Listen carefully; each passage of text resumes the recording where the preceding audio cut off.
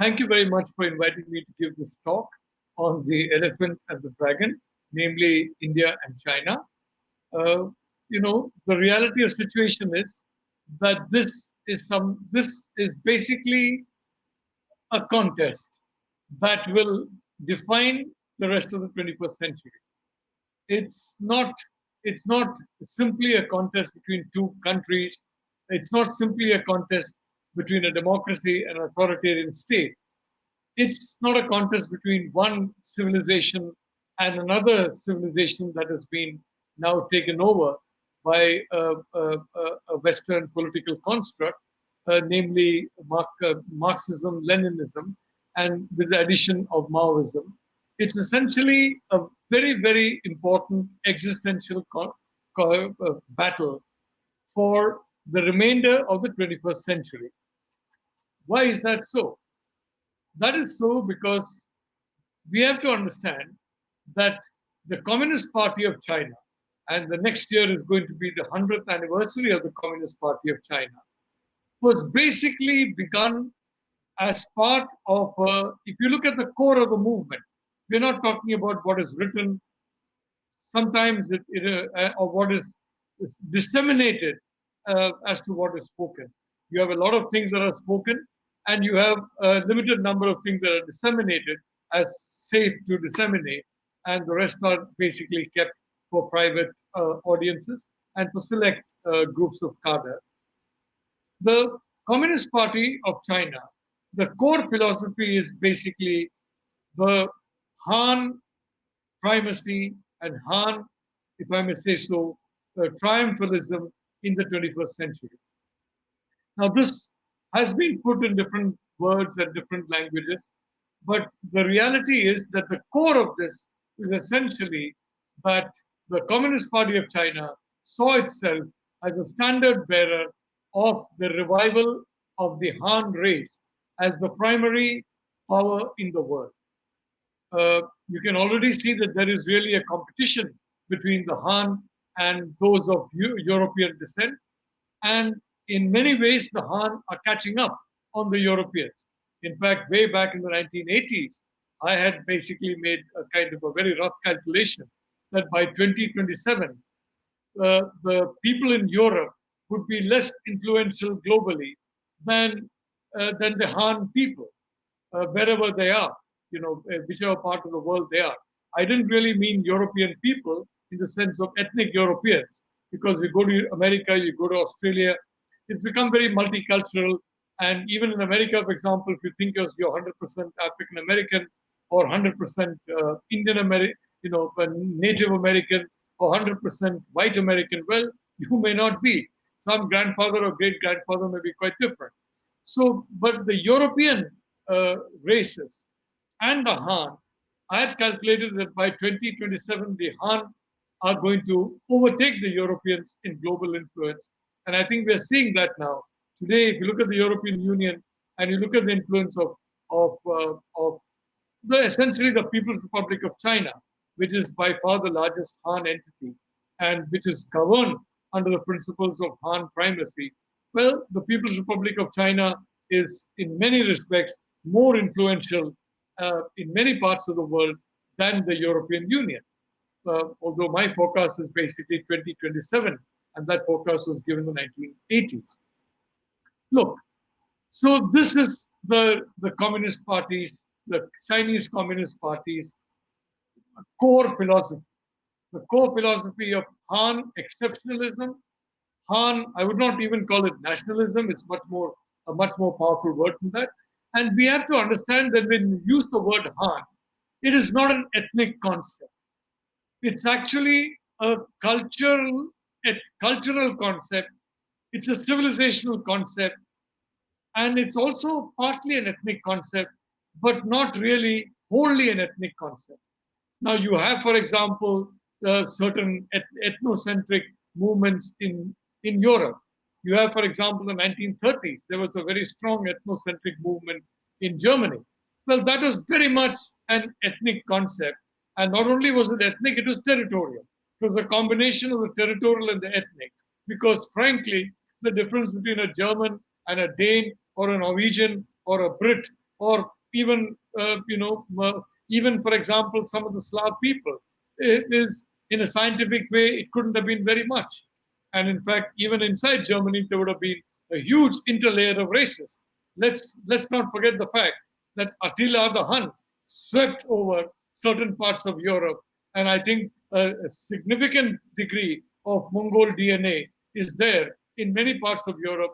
And I would like to believe that some of the fierceness that we have seen in parts of German history are not owed to European ethnicity or to what they call Aryan ethnicity, but to, if I may say so, the DNA of the Mongols that is still very much there in large parts of Europe. You can see it in some of the high cheekbones. You can see it sometimes in the eyes. You can see it in various other ways. So ethnicities are mixed. But the Han regard themselves essentially not even a territorial, but a cultural construct. And the Communist Party of China sees itself as the protector of Han exceptionalism, as the defender of Han interests, and basically the spear point of Han primacy in the future world order. Now, in the history that they talk about, in the history that they believe in, because they don't use the word Han, they use the word China and the Chinese people, that for several thousands of years, the Chinese people were number one in the world. Everybody else was way behind. In fact, Europeans were way behind. Let's not also forget, the Indian people also were right there on top in the world.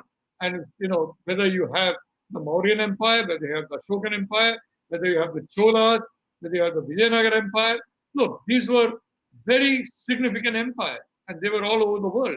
And in terms of influence, they reached into all kinds of locations, as did the Chinese, if I may say so. So this is essentially what we are seeing in China.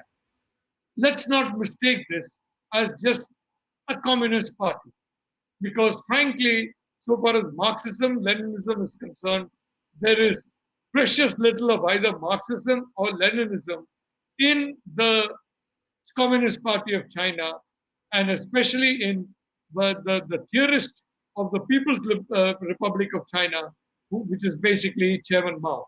Chairman Mao had other theorists around him. One of them was Lin Biao, and one of Lin Biao's theses, he was defense minister for a long time, in fact, the longest serving defense minister in the PRC. His theory was that the villages of the world will overcome the cities. By villages of the world, he meant what was then called the Third World. The cities, he meant the Western world. So eventually, the Third World would overwhelm the Western world. And this is the concept that Mao extensively used. And you want to understand the way China is developing in the era of Xi Jinping. This is an absolute must read. The Quotations of Chairman Mao Zedong. Because in a capsule form, it gives you the philosophy, and you have to basically, almost like a Russian doll, peel away the different nuances and strands of meaning, and then before you can understand the core of the philosophy that is revealed in this book by Chairman Mao, which was disseminated across the Chinese population. They were made to read it, and today, once again, this book is getting a revival. Wherever you go in China today, you find copies of the little red book of Chairman Mao. And there, as I told you, don't read it on a casual read. Read it, understand the nuance behind the nuance, the nuance behind the nuance behind the nuance, and then you get the core. And the core is what I said: Han triumphalism, Han revivalism, Han exceptionalism, with the Communist Party of China, the CCP, as the instrument and weapon for ensuring and assuring that to the Han people. The Chinese way of thinking, as per the Communist Party of China, the CCP way of thinking, what counted was is basically practice. As I think that Deng Xiaoping said, I mean, go through, cross the lake by feeling the stones. The shallow lake, you feel the stones and you cross. So the emphasis is on practice. The emphasis is on understanding reality. And from that point of view, from their point of view, they are very cold blooded practitioners of real polity. They may talk in one way, they may particularly pretend to act in one way, but essentially the foundation of their philosophy, the foundation of their strategy is the ground situation as they understand it. I'm not talking of the ground situation may be different from what they understand, but as they understand it, they are very rooted to and anchored to their concept of the ground situation. So this is the People's Republic of China. And, may I say that, people in India, people in the Western world, they've all been taken for a ride multiple times. The Western world, for example, after taking the whole world for a ride, has itself been taken for a ride multiple times. And some of that was Wahhabism. As you very well know, Wahhabism was used initially to fight the Turks in the Arab world. Lawrence of Arabia is a wonderful book about that. Subsequently, it was used to fight Arab nationalism, Gamal Abdel Nasser, Ahmad bin Bella, people like that, to fight them. And thirdly, it was used to fight the Taliban. And then what happened? They suddenly realized this particular monster is a monster that is essentially hates them more than it hates anything else. And of course, and then they have been, in a sense, saying that they are fighting it. To some extent, some elements are, and sometimes they don't fight it. Sometimes they join hands with it, like Trump joining hands, unfortunately, with Erdogan, or like this very craven surrender to the Taliban by the United States, which has recently happened. The Taliban is very much a Wahhabi outfit, and any surrender to Wahhabism is unfortunate in a situation in which today, so even the Arab world is now basically understanding the fact that Wahhabism is a dead end. In Saudi Arabia, you have a crown prince of the Al Saud family, and the Al Saud family DNA and the Al Wahhab family DNA are like two interlinking strands throughout the 300 and odd years of their working together. But even here, you have a crown prince who has read the tea leaves, and is basically trying to de-link the two strands of the DNA. Whether that experiment will survive, whether he will continue, we do not know. But it's a worthwhile experiment, and definitely the world has to support, because the reason is that Wahhabism is a threat, most importantly, to the Muslim world.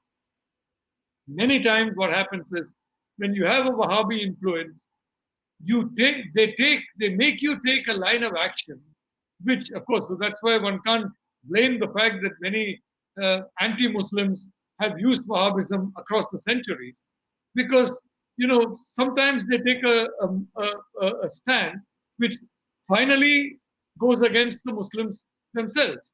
I'll give you an example, and the example is partition. And the roots of partition were, in my view, 1917, and the support given by Mahatma Gandhi to the so-called Khilafat movement. Now, that was Mahatma Gandhi should have welcomed the Kemalist revolution in Turkey. He should have welcomed the fact that Turkey was being sought to be made into a modern power, and that the moderate vision of Islam had taken root there under Kemal Atatürk. Instead, he went and supported the Ali brothers, who were wanting to bring a revivalist vision back, and who were clearly Wahhabi. And the support didn't end in a short while. This chaotic kind of support.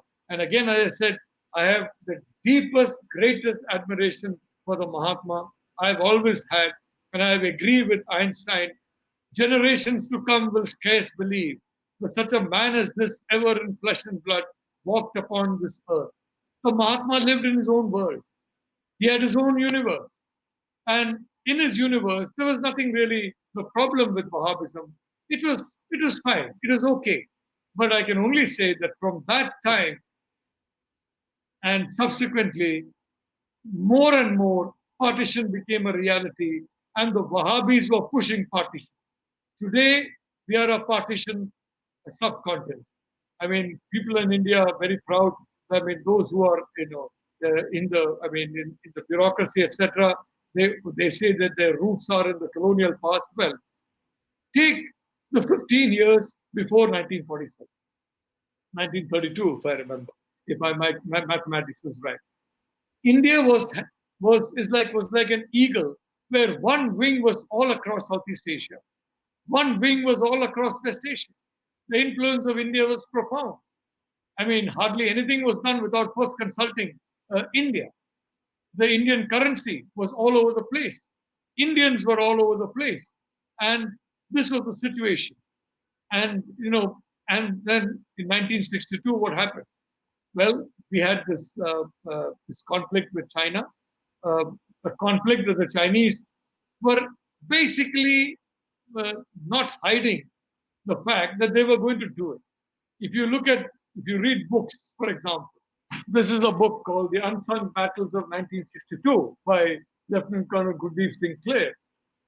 Take a read through that, because the Lieutenant Colonel, very, very painstaking, who was involved in the battles, by the way, very painstakingly shows how repeatedly the Chinese used to make incursions and how repeatedly we misconstrued those incursions. And frankly, both in the higher ranks of the military, the politically chosen, generals who were chosen for their charming behavior to our politicians rather than for any battlefield experience. Some of them had no battlefield experience at all. And unfortunately, our officials and, of course, our politicians who constantly misread and misconstrued the mind of the Chinese leadership, the intentions of the Chinese leadership. And may I say that part of the reason is that we are subtle in a different way. They are subtle in a different way. I'll give you an example. Way back in the 1950s, Mao Zedong, I'm told, met an American, and he said, "Look, I love to sing, to basically, to swim in the Yangtze River. I would also like to swim in the Mississippi River." Now, whoever this gentleman was came back, and I don't even think he just reported it casually. Oh, Mao was talking about wanting to swim in the Mississippi. Nobody got it. It was a hint by Chairman Mao that, look, we want a relationship with the United States. Because even as late as early as the close of the 1950s, Mao was looking at separating the Soviet Union from the PRC and basically using the United States against the Soviet Union. What came more than 10 years later was being hinted at by him just after the Korean War carnage in the 1950s. But nobody caught that subtle point that was being made. So the important thing is understand, the core point that they are making. Don't misconstrue it, because if you do, you're going to be in trouble. In 62, Prime Minister Jawaharlal Nehru was the monarch of the non-aligned movement. Everywhere he went, he talked about non-alignment. He was immensely proud of it. Because of non-alignment, when the Khan of Kalat offered Balochistan on a platter to India, no, of course not. We are non-aligned. We're not going to be, we're not even aligned with ourselves. Why should we have Balochistan? When the Ranas of Nepal offered Nepal on a platter to India, well, Prime Minister Nehru said, nothing doing, no way. You keep Nepal.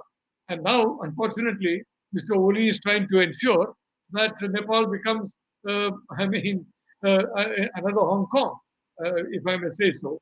But anyway, I mean, as I said, Nehru was also a very great man, a very noble person, and he looked at the interests of the whole world. Some of us are are immediately concerned about the interests of 1.3 billion people of India, and then, of course, we turn our attention to the whole world. And at the same time, we want a certain stability and peace in the whole world, but we want it in a way that ensures that this 1.3 billion people is finally free of the darkness, the horrible times, the poverty that they have been facing for so many centuries. Look, I'm saying all this because China is not a country to be underestimated. The Communist Party of China is not an entity to be underestimated. The Xi Jinping is not a leader to be underestimated. And unless you understand the person, the country, the force that you're dealing with, you're going to be in trouble in working out the tactics and strategy of that force. So this is the point. And there the question is not primacy over India or the Indian people. That, of course, is taken for granted. Once primacy is secured, primacy over India is taken for granted. So obviously, they believe that they will have primacy over India and the Indian people. It is primacy over the United States. And there, I mean, in my own case, I've been repeatedly writing about how in the financial world, the Chinese are looking at a reset of the US dollar. They're very cleverly gone into a situation where they've got blockchain for their financial transaction. They're going into digital technology. All this is to make their currency more transparent and therefore more credible. They're buying gold in huge quantities. The Russians also are mining gold in huge quantities. Neither tells how much gold they have, but there's a huge amount of gold in the Sino-Russian alliance. And very importantly, the Chinese are getting rid of their dollars by the Belt and Road Project or by the Belt and Road Initiative, BRI, by basically ensuring that countries along the BRI are in debt to them, all in dollar denominated debt. The Chinese love their renminbi. The Chinese Communist Party loves its renminbi. It wants to ensure that renminbi replaces the dollar. But so far as BRI is concerned, it's all dollars, dollars, dollars. Why? Why? Because they would like to ensure that this debt, this dollar debt, is a way of basically getting rid of their dollars, in a sense, almost. You understand? When you have this kind of an immense dollar debt, you are basically then exchanging that debt for assets, real assets, assets across Eurasia, across Central Asia, across some parts of South Asia. And you are therefore converting dollars, which you believe will be reset and will have a lower value in 3 or 4 years' time, if not sooner, to assets which you believe the PLA can easily ensure, and Chinese diplomacy and Chinese, power, national power can ensure and secure. So that's a very clear economic plan. Technologically wise, they are looking at catching up with the United States and overtaking the United States in artificial intelligence, which is at the core of both development as well as military in now and in the future. They are, in my view, they are pretty close to the Americans in terms of the development of AI. They are very close to the Americans in terms of development of several crucial technologies, and they will be better than the Americans in some of them. The Chinese always realized that that they were basically going to go in for a war with the United States. But it's basically a book called Protracted War, and that was written by Mao Zedong about the Japanese war with China. So what Mao was basically, the Chinese from the start are aware that they have in a protracted war. Initially, they felt the Soviet Union was winning the war up to around the close of the 1950s.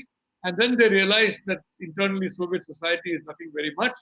I mean, Khrushchev, for example, is nothing to be very impressed about. And that is actually the Americans that are winning the war. And since then, their target has been the United States. And just as a judoka uses the strength of the opponent against the opponent and one's own weakness as a strength, the Chinese use their own weakness as a strength and the strength of the opponent as a weakness of the opponent.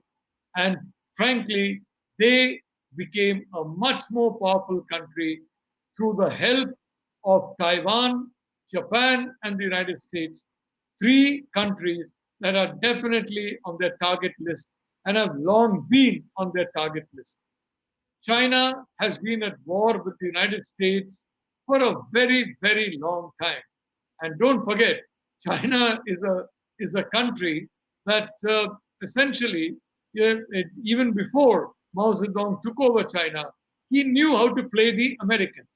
The China mission of George Marshall, 45 to 47. Well, this is 45 to 47. But even earlier, back in the middle of the 1930s, the Chinese were getting extensive assistance from the Americans. The Chinese Communist Party, the PLA. I'm not talking about the Kuomintang, which is the anti-communist force. I'm talking about the PLA and the Chinese Communist Party. Through very clever diplomacy, they ensured that the Americans gave them a significant amount of arms and other assistance, ostensibly to fight the Japanese. Well, the Japanese finally were defeated. They were defeated by 2 atomic bombs. But in between, as the China mission and various other books will tell you, the reality is the Americans had opened the store to the communist Chinese, and in fact, you had people like General Joseph Stilwell, who felt that it's better that the communist Chinese come to power than the KMT remain in power. The KMT was a horribly corrupt party under Chiang Kai-shek. There's no doubt about it. It was a brutal party. It was hardly democratic. But and according to the general who was called Vinegar Joe Stilwell for his nasty temper, well, Vinegar Joe said that, well, I mean, the way he went about his business, let the communists come to power. What's the big deal? And there you have George Marshall also saying, well, these are nice guys, these are good guys. And I mean, there's nothing really wrong with them or that kind of thing. So, right, there has been this very romantic vision of China of the 1920s maybe, and they transform and they put that in the 1930s and 1940s when China changed an awful lot. It's like certain Americans now, in let's say in Joe Biden's camp. There are a few in the Trump camp also, but nothing like the number that's in Joe Biden's camp. People who are, I mean, Pakistani Americans, a different matter. They obviously will support, the military who runs their country, and they don't support that military. Well, their relatives back in Pakistan are going to be in trouble. But you have a lot of people who still believe romantically, oh, Pakistan, it could be an ally. And one of the fruits of that romance was the complete bungling of the war on terror by George W. Bush and Richard Cheney, Dick Cheney. What did they do? The Taliban, of course, was created by Bill Clinton. Let us be fair. I mean, the Taliban were halfway grateful, which I don't think they will be, because the Wahhabis believe anything good that happens to them happens because of their own strength, nothing to do with anybody else. They'll accept help and then forget about you and maybe even kill you. If the Taliban were grateful, they would put a gold statue of Bill Clinton wherever, in whichever part of Afghanistan they feel most secure in, because it is Bill Clinton who basically ensured that the Taliban came to power in Afghanistan in 1996. And subsequently, it was NATO which ensured the revival of the Taliban by about 2003, 2004, 2005. Because what did Bush and Cheney do? Bush and Cheney said, oh my God, there's a fire. Who do we recruit to put out the fire? The very force that created the fire, which is Pakistan's army. So they recruited the arsonists to essentially fight the fire that the arsonist had begun, and which the arsonist had a tremendous vested interest in beginning. Now, Pervez Musharraf, I mean, he basically, he recommended to Dilip Pragankar, the editor of Times of India, don't ever carry this fellow Nalapat in the Times of India. He writes absolute nonsense. Well, I think it's of course, I must confess that coincidentally or not, Mr. Pragankar never carried an article of me after that. But the reality of the situation is that for me, I think it's a compliment that Pervez Musharraf thought of me that way. But he's a very charming man. He charmed, he charmed Pradesh Mishra. He charmed Vajpayee ji. He charmed Cheney. He charmed Bush. And Bush and Cheney embraced him and made him once again a staunch ally of the United States. They had previously, Reagan had made a big mistake in the past. And what was that mistake? The Pashtun moderates were much more in number than Pashtun extremists. But because Reagan went to the Pakistani military, only Pakistan, the Pashtun extremists were given arms, equipment, and training, and the Pashtun moderates were kept out. Many of them were harassed, hassled, executed. Several hundreds of thousands of them fled to India and to other countries. And that was a colossal error made by the United States in the war on terror, backing Pashtun extremists, Wahhabis over Pashtun moderates. The whole history of the world would have been changed but for that. But of course, like I said, these errors are multiplying even today. You have a surrender document signed by Khalilzad with the Taliban under the Trump administration, which claims to be anti-Wahhabi, but which is also a good friend of today, the leader of the Wahhabi forces. Along, Pakistan is his follower; he can never be a leader. The leader is Erdogan, and Erdogan's best friend is guess who? Donald Trump. Why am I saying all this? I'm saying all this because the cold-blooded calculus of the Chinese Communist Party, if you're not Chinese, it really doesn't matter what you are or who you are or whatever you are. Whoever you are, if you're useful to us, we will work with you. We will help you. We will protect you. Whether it is there's some terrorist who is to be sanctioned by the United Nations, and we say, no, the man is not a terrorist, he's a religious scholar. That is what the religious scholars in the Pakistan army and the ISI, all of whom are, of course, as you know, very well-known religious scholars. And if this is what the religious scholars are telling us, so he's a religious scholar. The Chinese know very well what is a religious scholar and what is not. And they know that very well from the experience of Xinjiang, very frankly, where they come across religious scholars and they come across others who are not religious scholars. So for them, it does not matter. If you're not Chinese, frankly, it doesn't matter what you are or who you are. If you're useful, great, we'll use you. If you're not useful, we'll oppose you in one way or the other. And we'll make sure that, either you function in a way which is helpful to us or you're neutralized so that you can't harm us, you can't hurt us. But if you're Chinese, no matter where you are Chinese, that is ethnic Chinese, Han Chinese, whether you're in San Francisco, whether you're in Bangkok, whether you're in Kuala Lumpur, whether you are, in Darwin, it doesn't matter. If you're Chinese, you have got to be signed on to the great project of the motherland, which is essentially the bringing back to primacy of the great Han race. So, if you're a Chinese anywhere in the world, then the Communist Party of China believes they have you under an obligation.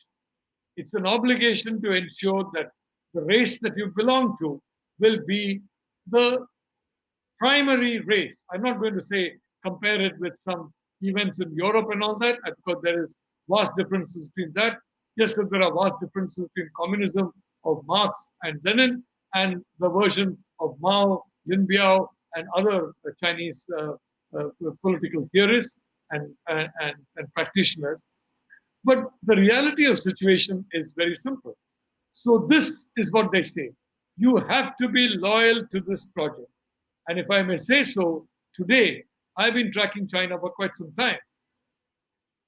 The leader who is really, adopting, if I may say so, the rule book of Chairman Mao, and therefore, basically the core philosophy which drives the Chinese Communist Party, well, that leader is Xi Jinping. He is very definitely following in the footsteps of Mao Zedong. Now, Mao Zedong, what did he do? China was about 40% of what it is today at that point. Xinjiang, Manchuria, Inner Mongolia, Outer Mongolia, not yet. Inner Mongolia, Taiwan, well, not yet. Tibet, all this was taken over. Now, India never had a border with China. And we allowed that buffer state to be taken over without any protest whatsoever. In fact, if I may say so, the government of India was was beside itself with joy and glee that Tibet was being taken over by Mao Zedong. And I mean, across the years, I mean, including the Vajpayee period, if I remember, 2003 was the last major Tibet agreement. Every one of these agreements is a one-sided agreement that gives the Chinese what they want and will give India nothing of what they want, which basically conforms to the view of diplomacy, which is well articulated by Foreign Minister Wang Yi. 100% I am right, 0% you're right. Let's agree on that and let's share on that basis. I take 100%, you take 0%. So talks are great. I love talks. You love talks. Let's meet and talk. And this is the formula, which is 100% I'm right and 0% you're right. And of course, I must say that, we are Indians. We love talks. So we love, I mean, even when this is the basis of the talk, we still would like to have these talks. And we still have people all across the country in different fields of life cheering that, look, we are talking, we are talking, we are talking, we are talking, we are talking. After all, we are Indians. We love to talk. But the Chinese, I can tell you, they talk, but talk is a cover for their actions. Statements and writing is basically something which is meant to basically promote what their objectives are. Mahatma Gandhi, again, if I may say so, one of the noblest of individuals in the world. Indeed, the world is lucky to have had Mahatma Gandhi living amongst humanity, an amazing, amazing human being. Well, Mahatma Gandhi said, what are means? What are ends? For me, the means is most important, much more important than the ends. If it's a choice between means and ends, I will choose the right means over the ends. Well, I would like to say that Mahatma Gandhi's philosophy is the exact opposite of the philosophy of the Chinese Communist Party.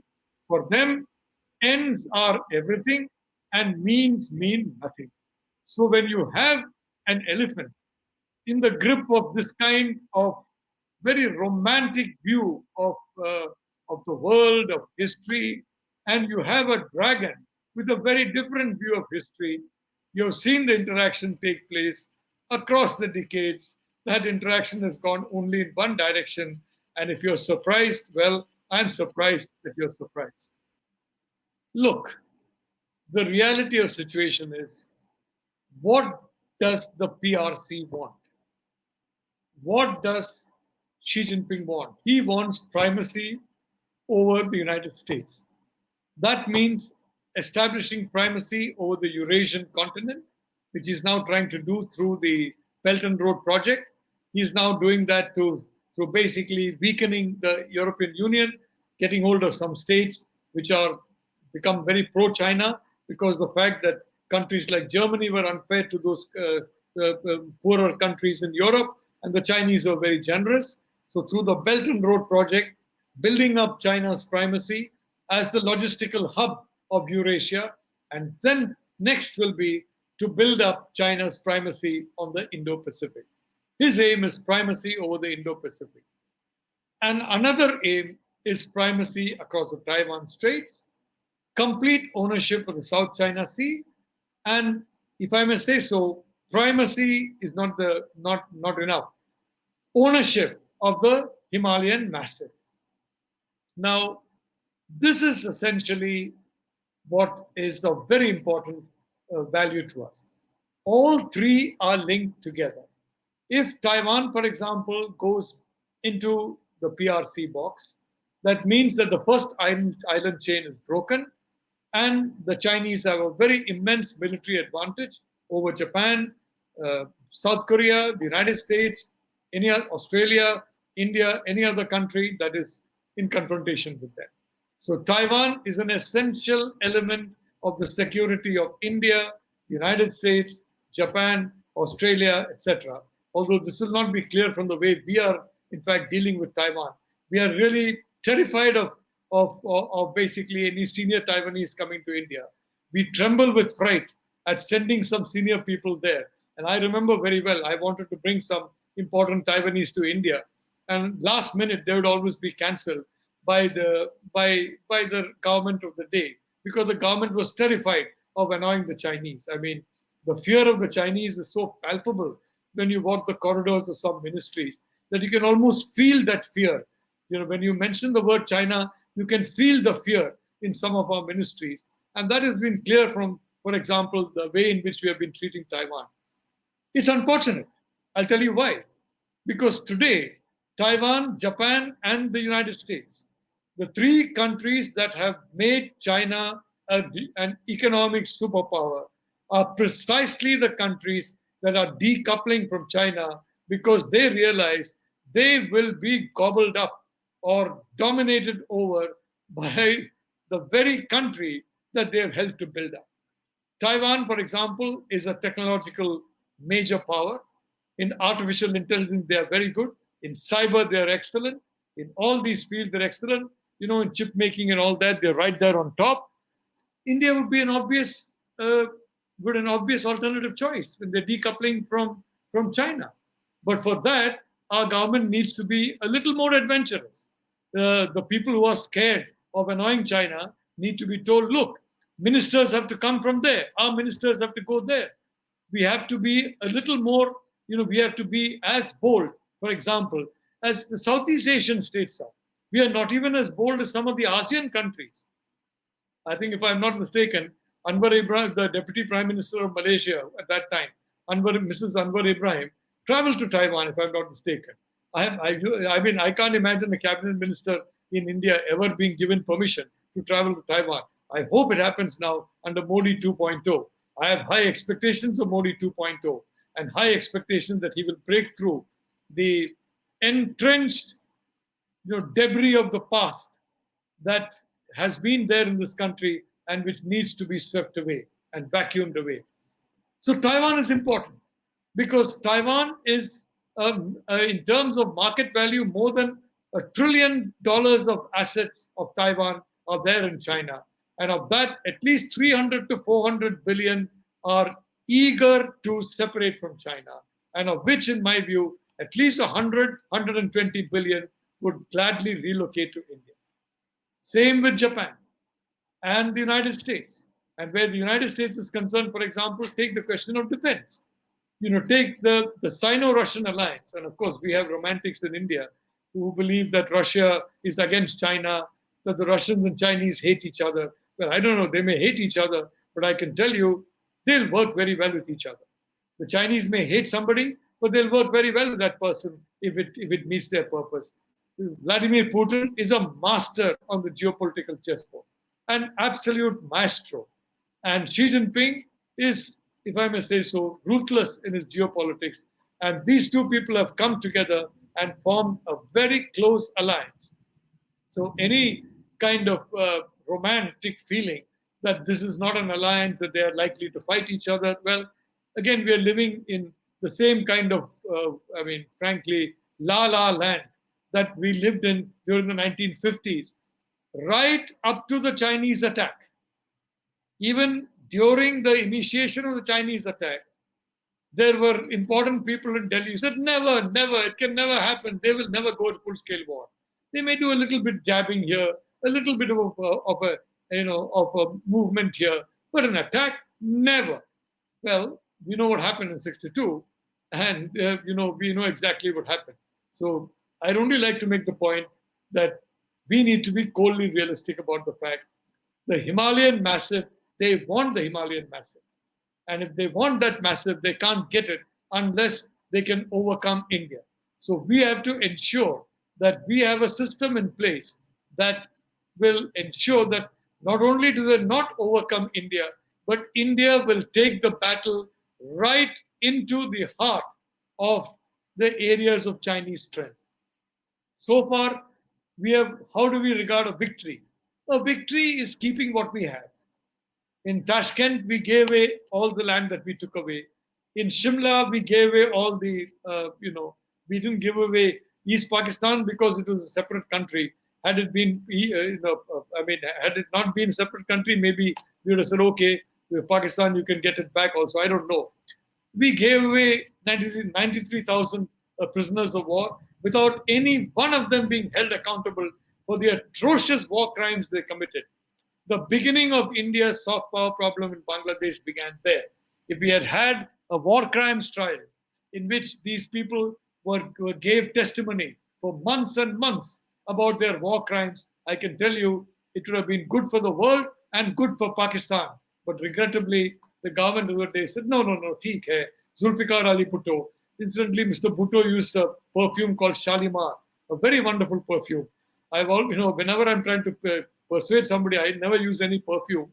But if I do use perfume, I must find out where the Shalimar is, because it seems that that was very effective in the case of Mr. Bhutto in convincing a lot of people about a lot of things which are plainly against their interest and very much in the interest of the very Pakistan army that finally hanged Bhutto.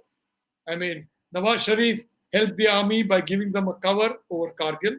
We also helped by basically allowing them to go instead of taking care of them.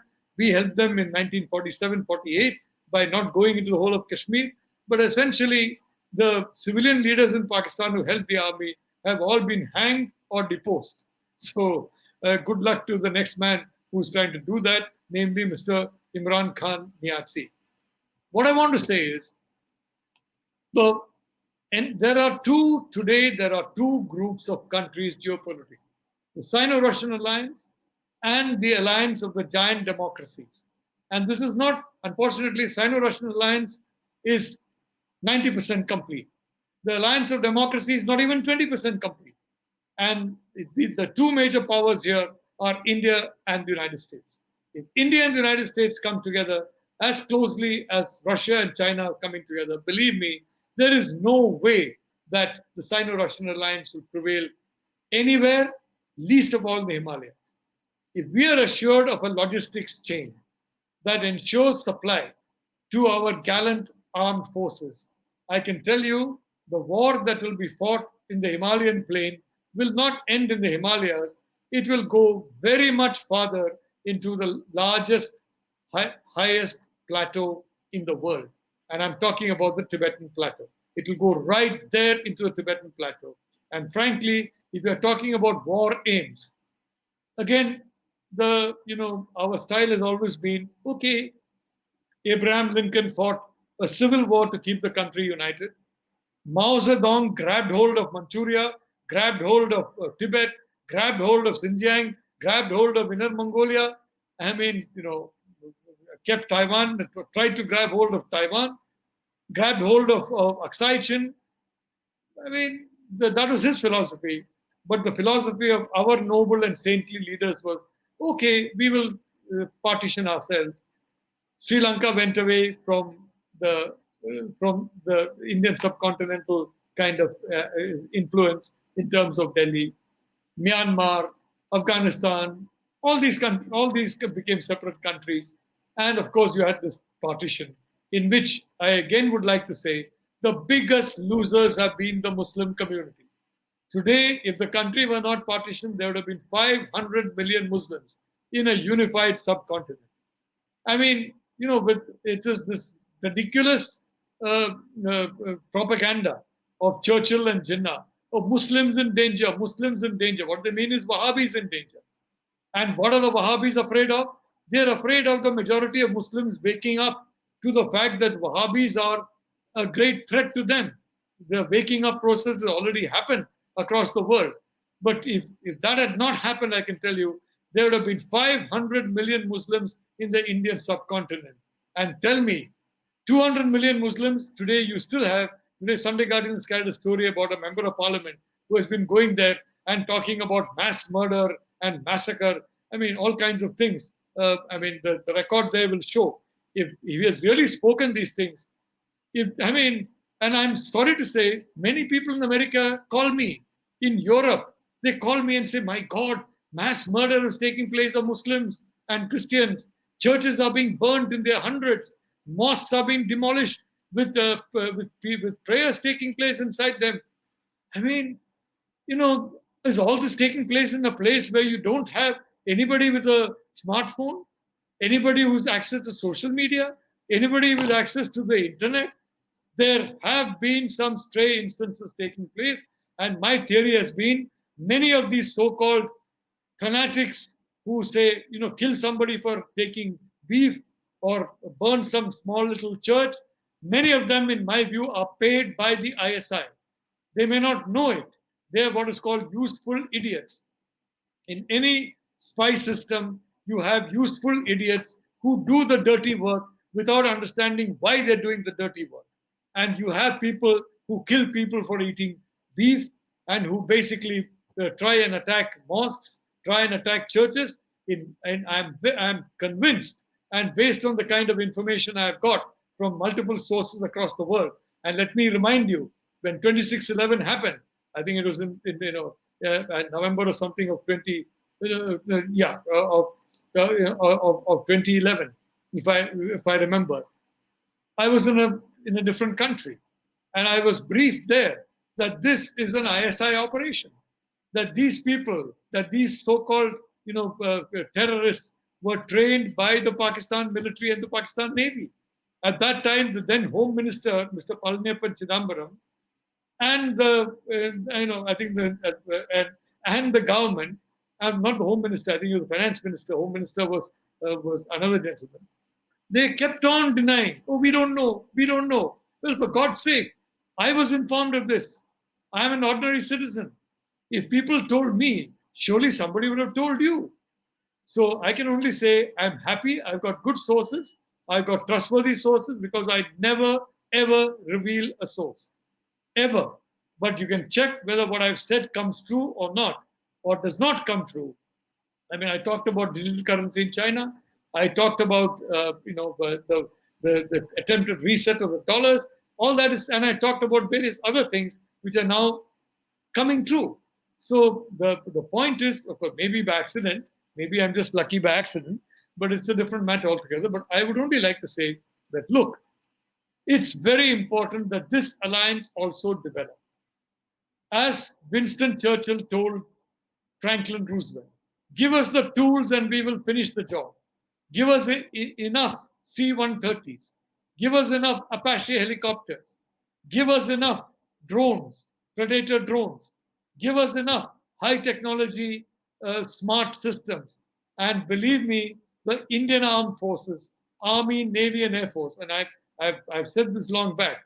If you remember, I had written a book about some articles about Kitty Hawk, along with Professor Lawrence Prabhakar in Chennai, that the Americans can transfer Kitty Hawk to India. I did that after talking with the number 3 in the Pentagon, who said, yes, it's a great idea. I came back to India and I found nobody wanted that. Why? Because they were afraid then that would mean that the Gorshkov will be scuttled. The Gorshkov was junk when it was launched, and I'm sorry to say it took a lot of money to ensure that it starts floating. I don't know how many days the Gorshkov is operational. I don't know how many days it is in dry dock. But frankly, I think the Kitty Hawk would have been far more useful. And I believe, like the USS Trenton, at least 20 battleships of the US Navy, which the US Navy will not use, can be used by the Indian Navy at least 20 more years. We need 20 more battleships. We need 60 squadrons. I think we have 34 today. And the Air Force is talking about 44 or 46. Sorry, we need 60. And the only way this will happen is that if we have an alliance with the United States, which is based on the hard reality that both our countries are confronting an alliance that is determined and ruthless to ensure primacy in the Indo-Pacific. In this, the United States has also got to be reasonable. One of the problems with the Trump administration is everything is money. I mean, I've said that publicly. I don't mind saying it again. And I would like to apologize if anybody takes it in a negative way, but I'm saying this in a scientific way because it describes the situation. In the case of Donald Trump, it would appear that any relationship is basically a relationship of paid sex. I'm sorry. A good relationship is not on the basis of payment being made. Not at all. And therefore, I think the Trump administration's fixation on payment, whether in South Korea or Japan or India, is completely misplaced. Because if the United States ensures the supply of equipment and material to India, and if there is a confrontation, and there will be a confrontation, and the Indians are fully involved in that confrontation, wherever it be, across the arc of possible conflict, I can tell you that particular assistance will be worth several trillion dollars to the US in terms of the advantage it gives to the US as the primary power in the globe, looking at protecting its primary status. So I hope Donald Trump will understand that paid sex is not the only form of relationship. There are much more healthy forms of relationship that he needs to consider. And in the defense field, definitely, there are forms of relationships that he would do well to go back into a Second World War, into Roosevelt, into Churchill, into Stalin. The Russian army, a very gallant army, the Soviet armies, they defeated the Germans, and a large part of the reason was the inexhaustible supply of American equipment. Well, look, there is going to be a conflict between the Sino-Russian alliance and the Democratic alliance. And that is why I have been pushing for the Quad to become a formalized system. I have been pushing for, frankly, an Indo-Pacific Charter on the lines of the Atlantic Charter. I've been pushing for these things hard. And when this attack comes, I can tell you, unless we build our alliance level to at least 60% from the 20% we have now, we are going to be, we means India, United States, Australia, Japan, Taiwan, all these countries, ASEAN, all these countries will be at a huge disadvantage if it comes to a situation of confronting a very ruthless and determined adversary. So I would again like to say, when long back I've been arguing this, I've been talking about this, and I've talked about this in different capitals. And frankly, I say this in Beijing as well, that I am a strong votary of an India-America alliance. And why am I a strong votary? Because that will make India strong. And frankly, I would like to see an Indo-American primacy over the Indo-Pacific rather than a Sino-Russian primacy over the Indo-Pacific. And you have Lavrov saying that the Indo-Pacific is a third-rate, rotten idea. You have China saying it's a rotten idea. And then you have some policymakers in India saying, oh, we are in talks with the Russians to bring them into the Indo-Pacific. I think they should be in talks with essentially with their automobile manufacturers to have cars that fly in the sky. I think that would be a very good way for them to spend their time rather than having these fanciful notions. But then, unfortunately, reality and is sometimes a little far away from the philosophical and idealistic views of some of our people who are, unfortunately, some of them still making policy. So look, this is an existential battle. It's as much an existential battle as between the Soviet Union and the United States. This battle between China and Russia on the one hand, and India, the United States, etc., on the other, is a battle to the finish. Either one or the other side is going to win. And if you think that it's definitely going to be India and the United States and not China, please understand you may not be right unless the right policy decisions are taken now, now, now. Abraham Lincoln had the courage of his convictions to go into a civil war. He was a man of peace. He believed in peace, but he went into civil war to keep the country united. This is you need the moral courage of a Lincoln today to face up to reality and to form the alliance systems, to form the logistical chains. Why is today Taiwan much safer than it was 4 years ago? Because from almost the first week of her presidency, Dr. Tsai Ing-wen integrated Taiwan into the US-led alliance supply chain. Today, Taiwan has been integrated into the US-led supply chain.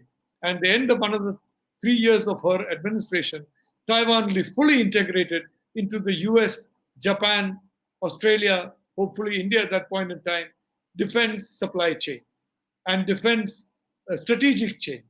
That is why Taiwan today is much safer than it was 4 years ago.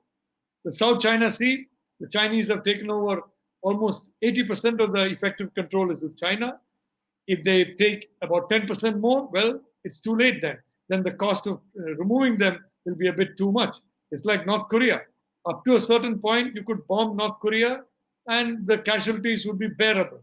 But today, you cannot stop the North Korean nuclear weapon program, because if you bomb North Korea, the casualties on your side and the North Korean side, not forget the North Korean side, on the South Korean side, on Japan, will be too immense to bear. So there's a time where things need to be done. If it is delayed beyond that time, it's too late. Unfortunately, Prime Minister Nehru forgot to build a coalition for a war which he saw as impossible, but which was inevitable. Today, many people are seeing this, the coming war as impossible. It is inevitable.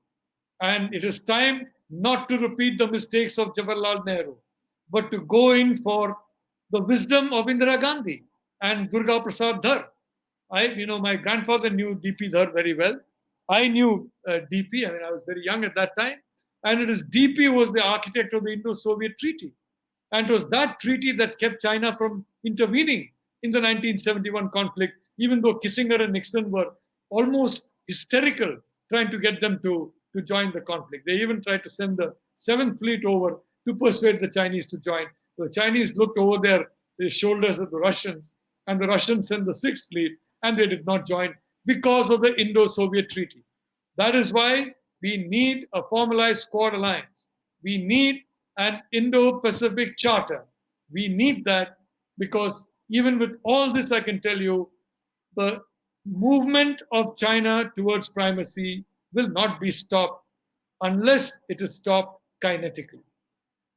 One side or the other is going to win this battle. And I would like to see that it's the side of India. And for that, India has to take some very cold, hard decisions. We have to understand the world we are living in and take decisions based on that, because otherwise, I can tell you, that was in 62. Some 50 years from now, people are going to be studying and say, oh my God, we had 62, and then we're going to repeat the whole thing all over again. And may I say, from 2005 onwards, from the time the UPA came, the Chinese have been steadily and incrementally trying to change the LAC to their benefit. They don't recognize the LAC. It's a shifting LAC to them. And neither should we.